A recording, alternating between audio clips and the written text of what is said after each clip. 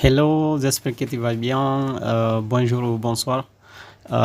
Cette vidéo, c'est la deuxième vidéo que je fais en français. Bien, et parce que ça s'agit de la France, donc je fais cette vidéo en français.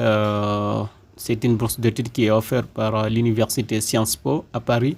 Donc, dans cette vidéo, je vais partager avec toi la couverture de la bourse, la date limite et aussi comment postuler à la bourse d'études. Donc, si c'est ta première fois de suivre mes vidéos, je t'invite à t'abonner et aussi à regarder l'autre vidéo que j'ai déjà partagée concernant la bourse de l'Université de Luxembourg. Bien sûr, la date est déjà passée, mais tu peux te préparer pour l'avenir, bien sûr. Donc, je te souhaite la bienvenue à cette chaîne. Donc, ici, on partage des bourses d'études et des opportunités de bourse à l'étranger, pas que seulement en France, parce que ça, c'est la deuxième vidéo que j'ai fait en français. Donc, la plupart, c'est en anglais, mais aussi en français de temps en temps.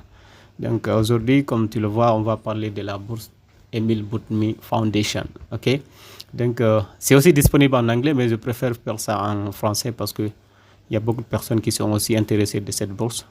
Donc, voilà. Donc, ça, c'est une bourse qui a été créée par l'université Sciences Po, au nom du fondateur, bien sûr, de cette université, afin d'acquérir les meilleurs étudiants. Il faut savoir que cette bourse, c'est une bourse d'excellence.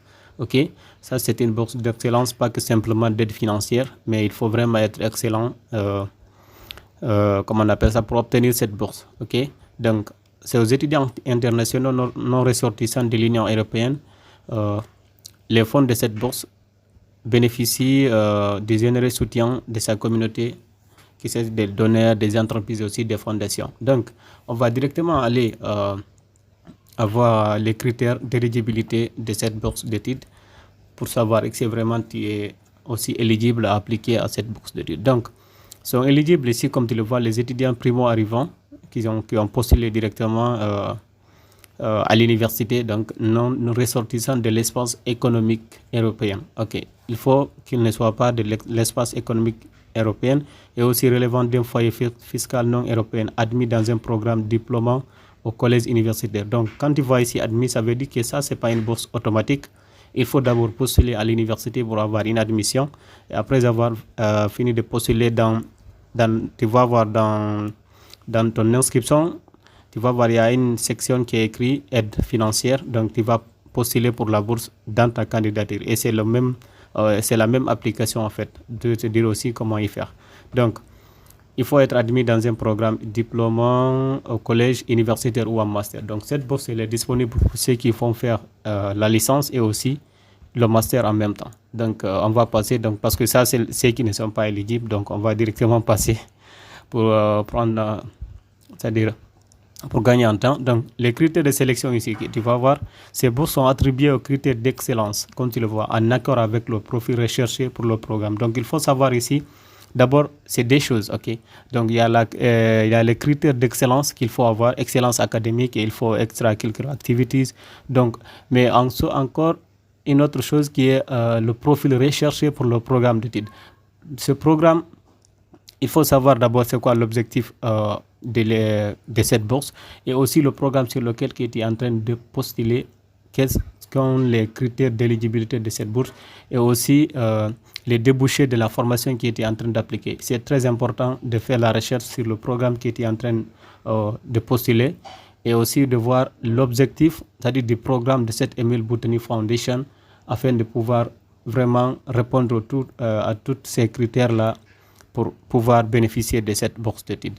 Donc, il faut noter que la bourse est réservée aux étudiants admis, comme tu le dis, comme je te l'ai dit tantôt, à Sciences Po. Donc, ça veut dire qu'il faut postuler d'abord à l'université, payer les frais d'admission, parce que aussi les frais de dossier ne sont pas pris en compte par la bourse. Je vais te montrer aussi cette partie. Donc, payer ça, et une fois que tu as postulé, tu as réservé, comment on appelle ça, ta candidature aussi pour la bourse dans l'application, dans cette même application d'admission, ils vont traiter tes dossiers et après ils vont t'informer si tu as eu l'admission en même temps que la bourse. Donc, le montant et durée de la bourse d'études. On va d'abord partir pour le collège universitaire. OK?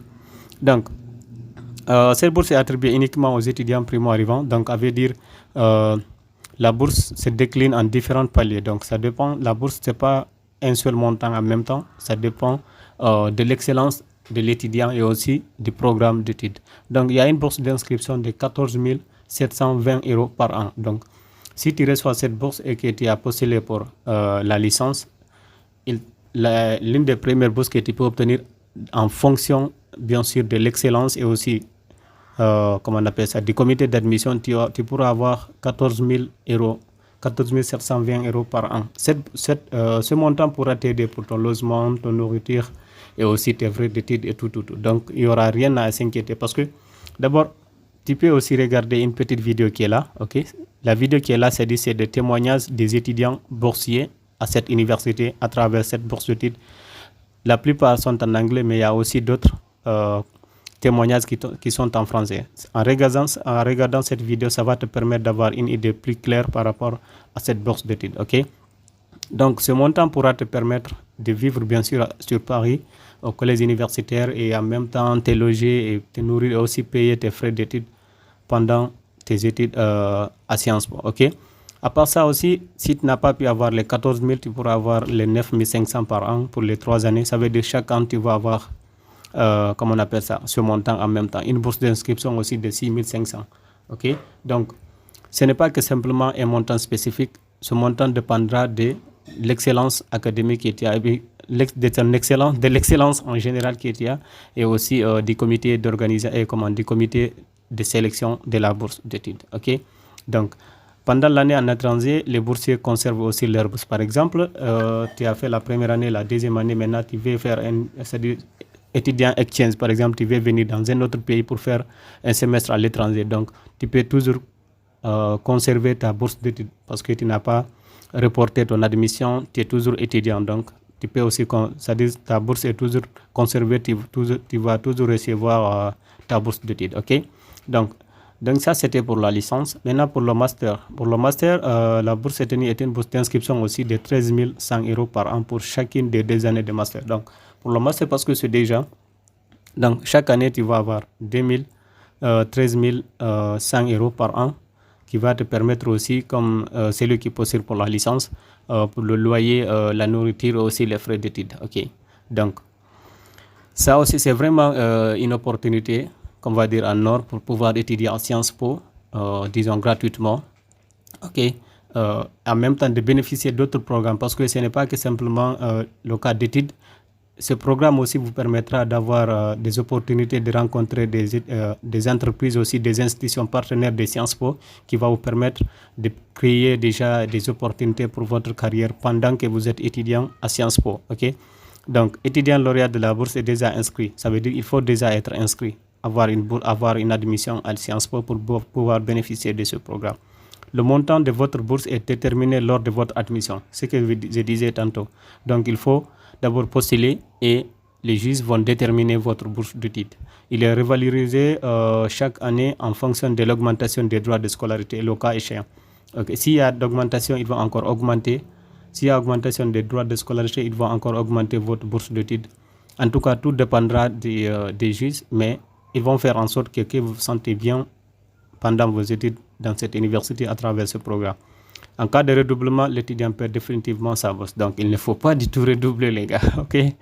Donc, en cas de report d'admission aussi, il ne faut pas aussi reporter l'admission. Par exemple, je postule cette année, j'ai dit OK, et on me donne la bourse d'études, en même temps, on me donne l'admission et aussi la bourse d'études. Mais j'ai dit non, je vais étudier maintenant en 2026. Tu perds directement la bourse d'études parce qu'il faudra que tu t'inscris en même temps pour étudier en même temps, parce que il y aura d'autres places, il y aura d'autres personnes aussi qui sont intéressées pour cette même opportunité que toi. Ok. Ici, l'attribution de la bourse n'est pas automatique. Voilà. Donc, c'est ce que je disais tout de suite. Elle doit être demandée. Donc, afin de postuler, veuillez suivre les indications données plus bas. Donc, prenons notre temps ici. Les candidats primo-arrivants postulant via la voie internationale. Donc, il y a deux voies. C'est-à-dire la voie internationale qui a une date limite et la voie aussi Parcoursup. Je vous expliquerai toutes les deux voies en même temps. Ok. Donc, si c'est la voie internationale, par exemple, vous devez postuler à la bourse dans la rubrique information financière de leur dossier de candidature. Ça veut dire dans l'application dans votre compte étudiant que vous allez créer pour votre candidature dans cette bourse d'études, pendant que vous postulez, que vous remplissez toutes les informations nécessaires, vous allez voir une partie où c'est écrit information financière. Donc, dans cette partie, vous allez ajouter Sciences Po, Bourse Emile Boutny Foundation, Bourse Emile Boutny. Donc, ça veut dire que vous allez postuler, vous avez postulé aussi pour cette bourse d'études dans cette rubrique information financière. Il ne faut jamais soumettre votre candidature sans pouvoir cliquer sur cette partie-là. Parce que si vous ne faites pas ça, ça veut dire que vous n'avez pas postulé pour la bourse d'études. OK. Donc, en savoir, il faut qu'ils réservent aussi leur droit de vous demander de joindre des justificatifs de revenus. Si vous n'avez pas donné des justificatifs de revenus, par exemple, des bulletins de salaire, des jugements de divorce, ok, avis fiscaux de deux parents. Donc, si vous n'avez pas soumis ça pendant votre candidature, il se réserve le droit de vous demander ça plus tard au cas nécessaire, ok, au cas échéant. Ok, à part ça aussi, maintenant, on voit pour le master, c'est la même chose aussi. Pour le master aussi, il doit postuler à la bourse d'études dans la rubrique information financière. C'est la même chose que pour la licence. Et aussi, il se réserve aussi ici aussi de vous demander plus tard, si nécessaire, des informations comme des bulletins de salaire, avis fiscaux de des parents aussi, au cas où. OK? Donc, les candidats doivent être également fournir, si nécessaire, les tests de langue, par exemple, de langue anglaise, si vous avez postulé pour des programmes en anglais, ou bien le français, ça dépend. For people like, pour des personnes qui ne viennent pas des pays francophones, par exemple. OK? Donc, attention, il dit ici, par exemple, si tu avais déjà postulé pour la bourse Emile Boutny Foundation et que tu avais été déjà refusé l'admission et aussi la bourse, ça veut dire que tu n'es pas éligible, tu ne peux pas postuler, tu ne peux pas y postuler de nouveau, ok? Et il faut en savoir compte aussi que seuls les dossiers complets seront pris en compte. Il faut vraiment savoir tous les documents nécessaires avant de commencer et aussi avant de soumettre ta candidature. Et une fois que tu remplis toutes les informations nécessaires, il faut essayer de revoir s'il faut donner une autre personne pour revoir pour toi surtout les essais parce que par exemple si tu postules pour le master, il faudra écrire des essais, voilà. Il faudra vraiment revoir ta candidature avant de pouvoir postuler parce que c'est une bourse d'études vraiment prestigieuse en fait, ok? Donc, en cas de non-attribution à la bourse, les détenus sont responsables de trouver un autre moyen de financement pendant les études. Par exemple, tu postules pour la licence, en même temps tu renseignes les informations financières par rapport à ta candidature pour la bourse et que tu n'arrives pas à avoir la bourse, mais tu gagnes l'admission. Donc, tu es responsable maintenant de pouvoir financer tes études dans cette université. Je souhaite que tu gagnes la bourse, bien sûr. OK? Donc, la direction des admissions est responsable de l'attribution des bourses d'études. Veuillez noter que votre demande de bourse sera prise en compte qu'en cas d'admission. Donc, il faut savoir qu'il faut d'abord avoir l'admission pour avoir la bourse. Ça, c'est la première des choses. Donc, la date limite, si tu postules par exemple la voie internationale, ça c'est le 21 février, c'est déjà passé. Mais le parcours shop est encore disponible, qui est le 9 juin 2024. OK? Si tu postules par exemple pour le bachelor degree, le parcours shop est encore disponible. Donc, si tu veux, par exemple, postuler pour ce parcours SOP ici et que tu ne connais pas vraiment comment y postuler, regarde, il y a tout un formulaire ici, ce formulaire à remplir. Tu remplis ce formulaire de contact, ok? Par exemple, tu cliques ici. Ils vont te donner une page, ok? Tu vas remplir les informations nécessaires en disant que ok, tu es intéressé par la bourse d'études Emile Boutny Foundation et tu voudrais postuler à la bourse d'études et tu veux avoir plus d'enseignements. Par exemple, si c'est que je viens de dire ici, il y a d'autres aussi informations que tu n'arrives pas à comprendre, surtout sur comment postuler à la bourse d'études. Mais ce que tu dois savoir d'abord, il faut d'abord postuler pour avoir une admission à l'université avant de pouvoir postuler pour la bourse d'études. Et pendant ta candidature pour l'université, c'est dans cette même candidature que tu dois postuler pour la bourse d'études. Donc, tu soumets une seule candidature pour les deux programmes, ok? Pour le programme d'admission et pour le programme de bourse. Et il faut savoir que c'est seulement si tu gagnes la bourse d'études que tu dois avoir, comment on appelle ça, que tu vas avoir la bourse d'études. C'est seulement si tu as l'admission que tu peux avoir la bourse d'études. Donc maintenant, si tu postules pour le master, par exemple, si tu postules pour la rentrée prochaine, il te faudrait déjà postuler pour 2023. Mais si tu postules, par exemple, la rentrée, par exemple, de 2025, tu peux postuler jusqu'au 3 décembre 2024. Parce que ici, ça, c'était pour celui de 2024. Ok, il faudra postuler une année, l'année précédente, pour pouvoir bénéficier de ce programme. Mais si tu postules pour l'année prochaine, par exemple, en 2025, il faudra postuler plus tard au 3 décembre 2024. Ok, parce que c'est 2023 ici, c'est pour cette année prochaine qui vient là. Ok, donc si tu as des questions par rapport à cette vidéo et vraiment que tu n'arrives toujours pas à recevoir tout, je t'invite à télécharger le guide des droits de scolarité qui est disponible ici. Ok, tu cliques juste ici et puis tu vas voir les informations, c'est-à-dire ils vont te faire télécharger, comment on appelle ça, les informations nécessaires si tu veux, que ce soit en anglais ou en français. Ok, par exemple ici, customize usually necessary. Ok, si tu veux recevoir les informations nécessaires sur le guide des droits de scolarité, déjà tu cliques là-dessus, tu vois, par exemple, si tu as besoin du formulaire en anglais, you click here. Mais si c'est en français, tu continues juste, tu écris ton nom, ton prénom, ton nom, ton email, nationalité, ok, pays de résidence, formation souhaitée, quelle est la formation que tu souhaites intégrer au sein de l'université, rentrée universitaire, bien sûr, c'est 2025-2026, parce que l'autre là, c'est déjà, comment on appelle ça, passer pour le master surtout, mais pour la licence, tu peux toujours cliquer sur 2024-2025. Ok, donc tu lis et accepte les conditions, question de mathématiques 8 plus 3, je ne sais pas c'est combien, donc 8 plus 3, tu vas dire, et puis tu passes, je télécharge le guide. En plus, quand tu télécharges ça directement, tu auras toutes les informations nécessaires pour ton programme d'études et aussi sur la bourse d'études. Parce qu'ils vont t'envoyer les droits de scolarité pour le programme que tu as postulé.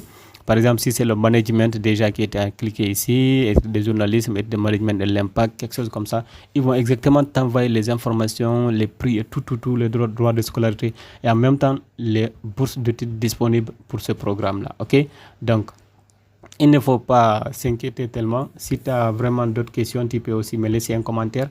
Je peux essayer de faire le maximum de te répondre et aussi de t'aider à vraiment postuler pour ce programme-là. Ok, je te souhaite bon sens et si cette vidéo t'a aidé, vraiment, je t'invite à partager ça et aussi de t'abonner. Et à bientôt et vraiment à la prochaine vidéo.